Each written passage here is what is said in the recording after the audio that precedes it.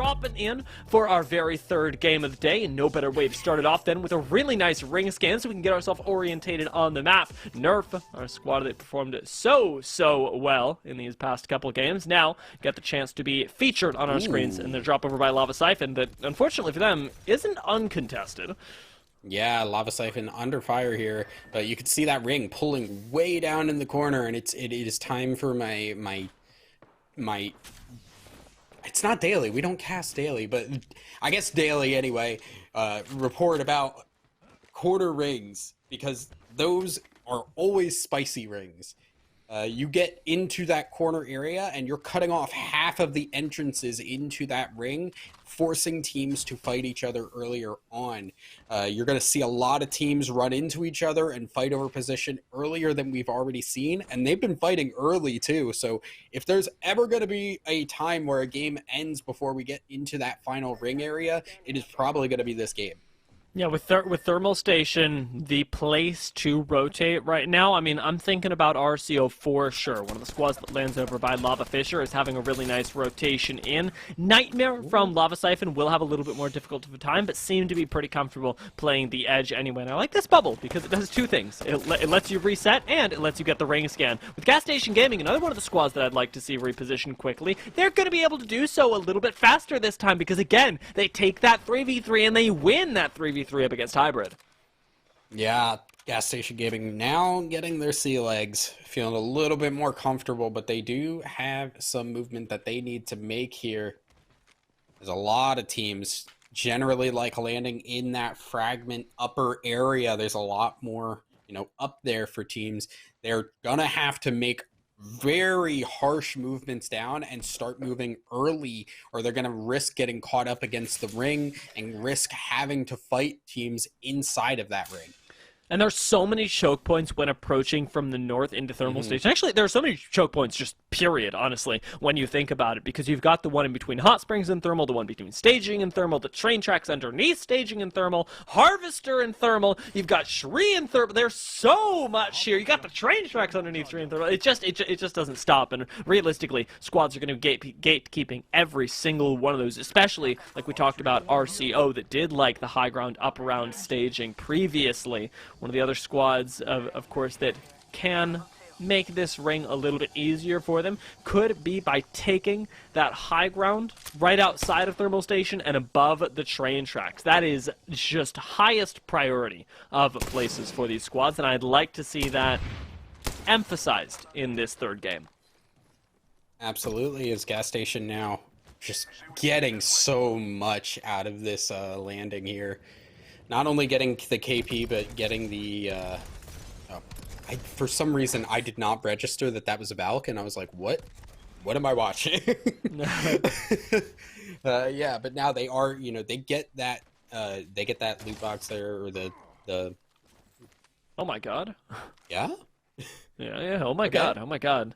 Literally that vibing. guy just died! Yeah. Took out a member of Eclectic right now, so they could be on the hunt for a few more, but that's already surprising because our game 2 winners didn't get there accidentally. They performed pretty darn well, and it's surprising to see them lose one early. I wonder where the rest of the squad is and what's going on with them, but speaking of which, another squad that was eliminated pretty darn early, surprisingly early last time, DWTT, and now going on a push themselves with a very, very aggressive portal. The Kidnap, actually, and it does go off as Demi Chase almost gets a kill for his squad there. It doesn't quite end up doing it, and instead, DWTT are going to settle for the ones just around here, pushing into the building once the fight is over, and though it may not be as aggressive, it still looks just as good on the scoreboard. Yeah, I mean, at the end of the day, it doesn't matter if you get the kills in style or not. They are points regardless, in DWTT now starting to get on the board a little bit. They are one of those teams sitting in that 15-point range, so they are just off of fighting for these second, third, fourth spots. A good game will launch them into contention as we are going to hit the halfway point here coming up after this game. Oh, very nice shot with the Mastiff. 50 damage on Flesh as well. This is basically a dead Valkyrie. We're just waiting on confirmation. It's a good bit of fun for DWTT, but crucially, it's also a lot of time that they're wasting where other squads can start to walk up on them. So keep an eye out for that potential third party as we pan away for right now to Illuminate, currently being gate capped over by the chokehold that we talked about earlier. They want to get into thermal as much as anybody else, but without a Valkyrie themselves, they can't opt out of fights like this. Yeah, the best they have is the Wraith Portal, and it is not going to be enough right now because they just can't push up on this. Although they do see the team just back off here, so Illuminate may be able to at least get themselves back, get their feet under them and be a little bit more comfortable. As there's going to be a scan, they are going to figure out who's coming. Ooh, underrated now, a team we have not seen. Might not be able to see them too much. Well, I mean, I will say Sulk's not looking too happy right now. We'll see if Mind Wandering can get him the nice rescue going up to the high ground on the scaffolding right now. But again, he's going to be encountering the exact same problem from up on the high ground.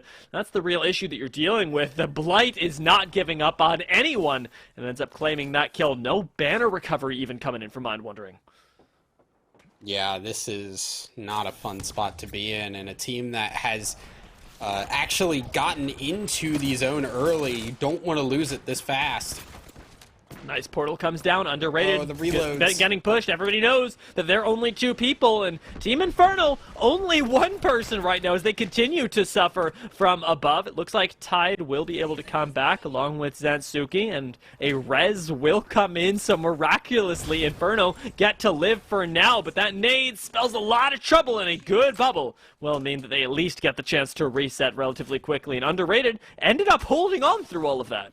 Yeah, still haven't been able to recover that banner, but they are going to stay alive at least for now. And like we've said, this is coming down to a thermal station ring, so it doesn't matter if they can't do anything. If they just hide out, keep themselves alive, they should be able to at least secure some points for themselves.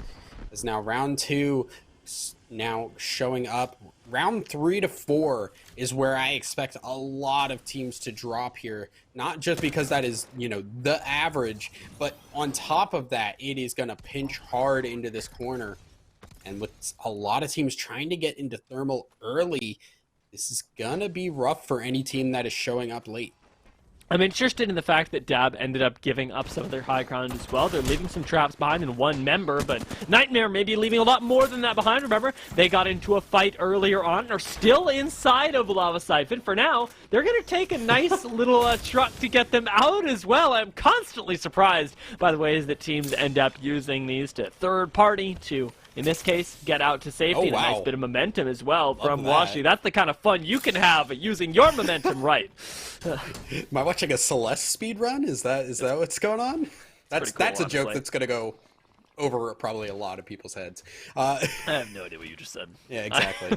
But, that's how I like to cast. The less people know what I say, the less people can tell me I'm dumb. You know what? The less your co-caster understands, honestly, just the Yeah. better. And for right now, I am not understanding this push. Tap Strafers seem like they may have had the flank, but remember, Oh, they Nerf got were it. here as well. Nerf ended up going down, and Blake is alive, but they weren't pushing into nobody's gas there. There's Hold still on. a third party on the horizon, and Nightmare were right next door. It's going to end up being a lot of lost kills, and with RCO going on the hunt in the kill feed right now, Gas Station Gaming are going to find themselves out as well. Yeah, I got a little worried there because I saw Nerf go out incredibly early, first of all. So that is massive for teams that are trying to catch up. But RCO, I did see somebody drop before I saw Sleepy Panda clean that up. So RCO, I thought they were going to go down, but now they are looking to be on... Ooh, that's not looking good. RCO are now looking to really cement their lead as hard as possible as one of their top competitors goes out super early.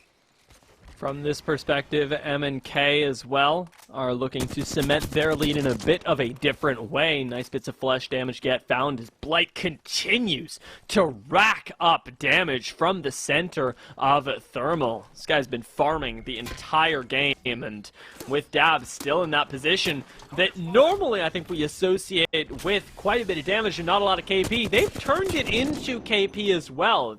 Normally something that is extraordinarily difficult to do. Now we get to see them pull off, and with MNK finding their own rotation into Thermal, they may very well find themselves out of the frying pan and into the fire.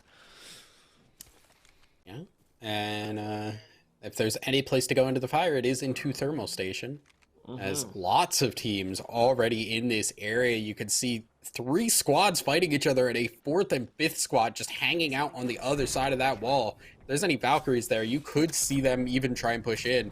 RCO are one of those teams now, so they are going to look to try and get some more KP out of this and just push themselves so far ahead. Nice bits of damage found by Nando there. Small gap in the wall, but where RCO are positioned means so much more than KP to them right now. If we looked at the map there, that green circle, the next ring, isn't telling anybody much of anything.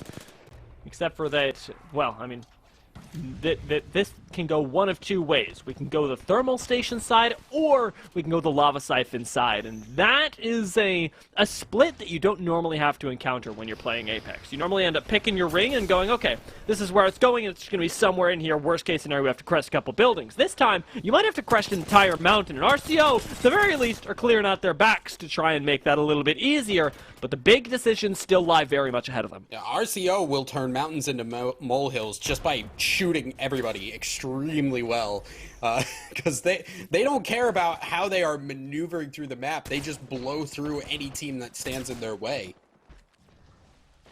This fight is going a little bit long, though. I'm a little bit worried, especially as RCO go on the push right now. They do end up finding the pretty clean wipe, but remember, not done. We can get damage coming from afar. Nice bits of it peppering them, but RCO don't get third-partied, as is the worry when things tend to go on a little bit too long. Instead, get the nice swap outs, prepare themselves for the next ring. And this minute 35 that's starting to tick down may not be the most action-filled we've ever seen. It's really going to be about the squads that have to move out of Thermal on the next ring, and after that, it's going to be a mad scramble for where the next ring actually ends up going. Yeah, Dab now in another bit of a rough spot again. As good res. Yeah, this is a great res. This will give them the time to reset, because I don't think that any team wants to try and push them into that, but now more teams coming into this Thermal Station spot here. Ooh, that caustic gas catching you off guard. This is an actually pretty good spot for Stick Drift OP, all things considered, especially with this high ground. Nice plays from Sushi, but once this dome expires, their safety is out, and we've got a pretty tenacious squad right next door to them. I'm so surprised at the way that Underrated have managed to maneuver themselves since losing a member over, because they're holding out not just Stick Drift, but Dab as well right below them. And this is a fight that's about a lot more. Stick Drift take to the sky. Looks like they're going to get out alive, leaving just Underrated and Dab as next door neighbors. Even the movement spam there, the just twist and turn to make sure you don't get into that spot. Yeah, I mean, no, it is the correct thing to do. It's just, man, that makes me sick. You are pushing that hard, friend. Oh my god. Stick Drift OP, this is a rough spot. It seems like it's working for now, though. And hey, take a look at the kill feed as well. Underrated is still doing God's work out there, really lighting things up. XO playing the outside of the building seems to be the move for now, as they've locked the doors with caustic barrels, and it's an interesting move that seems to have paid off. Make no mistake, pushing with Valkyrie like that is crazy. It is insane, and it shouldn't be happening. But it's working, and that's what matters. Don't do this at home, kids, because you are going to attempt to do this, and you are going to lose RP very quickly. Wow, I am amazed that worked out there. Stick Drift now just going to keep this team locked in here as we see 5GRB now just hanging out, unable to move. They are locked in by the caustic traps, and that ring, if that ring takes them out, they are going to get into a sticky situation very quickly. Definitely going to have to eat quite a bit of damage to be able to break through it. With MNK up on the high ground, they've got a position to run this lobby from, especially with RCO approaching them, but RCO is just cleaning house before that. Jelly going down is tragic for Eclectic, and at this point, it's looking a lot like RCO may not end up winning the game, but even if they don't, they're going to get several bits of KP to keep their spot going. MNK, nice bits of high ground found by Glow, do have a lot to contend with DWTT right next door to them as well. Remember that RCO sitting right next door, DWTT is so many people stacked up here that we're gonna get some chaos and we're gonna get some third parties. Yeah, DWTT, they are now kind of rough. They're topping themselves off here. Great Gibby is going to keep them safe for now, but more teams coming in. Double Dome ends up going down. DWTT find the high ground for now. Yarki is putting out the damage with this Mastiff, and honestly, just straight up cleaning out the fight. That push is staunched so fast as MNK end up going out, as DWTT absorb their push, and they've opened the door for RCO now to come up through this high ground. Yeah, where's the ring going? DWTT, they are now sitting on a lot of KP as well. 5 kills on just one of their players, at least so far. Doing well for themselves. Start a fight. A team that has been very quiet this game compared to previous games. Just hanging out on the edge of the ring, and they're going to have to move quick here because it is going to push them in further here. Underrated. Man, I'm wondering, is still on white shields. I'm wondering what happened to them, because surely he's not just clean on white shields. Maybe he didn't get, like, you know what I'm saying? Like, they've done so damage at this point. They've had to respawn. Yeah, no, it must have been a respawn there, but it is funny to see the red shield and the white shield. Although that Gibby does not have any shields, not able to heal himself up, and is going to be stuck basically on what is essentially white shields anyway. Vibing now. Oh, this is the death spot. This is where you go. This is where you hide to die. Imagine if Underrated still pick up these kills, though, because they are right next door, and with Dab right above them, they've managed to claw back from what was a difficult mid-game for them to a position where now they're starting to clean up KP. Phoenix ends up picking up Banshee, and while your Valkyrie may be able to make it out, that's the only play that you're going to get. Dab get 2 more points on the board with the 7 that they had already, and now they know they've got next-door neighbors as well. Next-door neighbors, crucially, without a Valkyrie to reposition, and with Dab running this high ground, this is just, you know, more KP. Yeah, Dab staying alive here looked a little iffy for a bit, but right now they are in a great spot here, at least for the time being.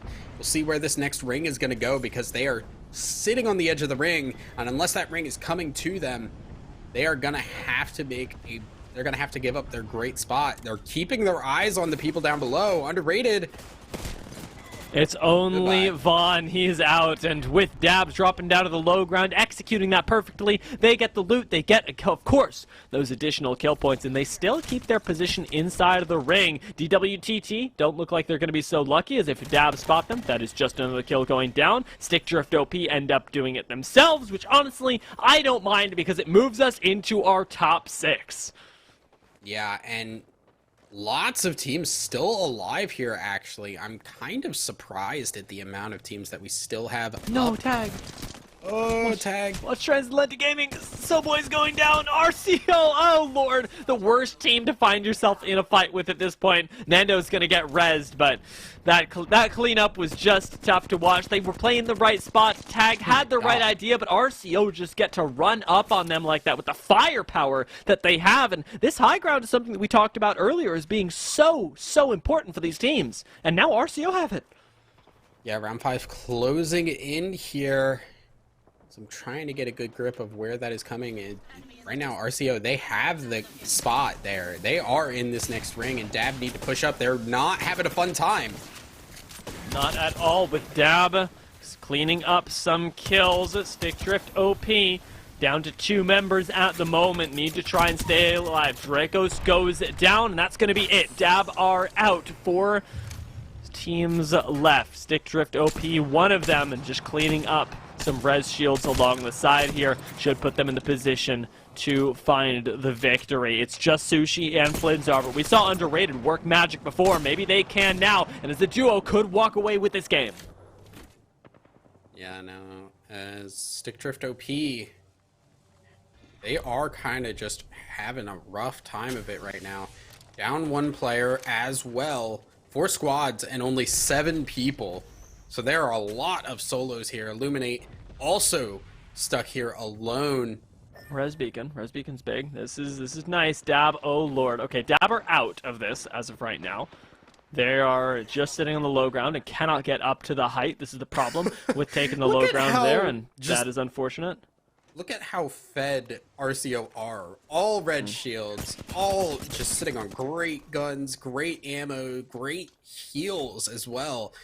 They have, the world is their oyster at this point. They're not even fighting a full squad. This is an RCO win, pure and simple. With Sleepy Panda coming up inside here, it would take a massive throw to keep this from being theirs. And honestly, even if he went down, RCO could very well win this game. They've had 2 separate ones where it's stolen away from them right at the end, but this time it should be theirs, especially with the immense amount of ground that they control. We don't even know where this ring is going, but like you talked about, that res coming down, I don't think it's going to change too much, especially since you've got to send it out of Gibby Dome. No safety now. Flinzar goes down, and RCO start to clean up this squad. They see that rat off in the distance with the scan. That's going to be the last 2 squads, and then the last one. RCO clean it up perfectly. And again, we talked about it from that high ground. As soon as we saw them take out Transatlantic Gaming up in the north, we knew that RCO should win.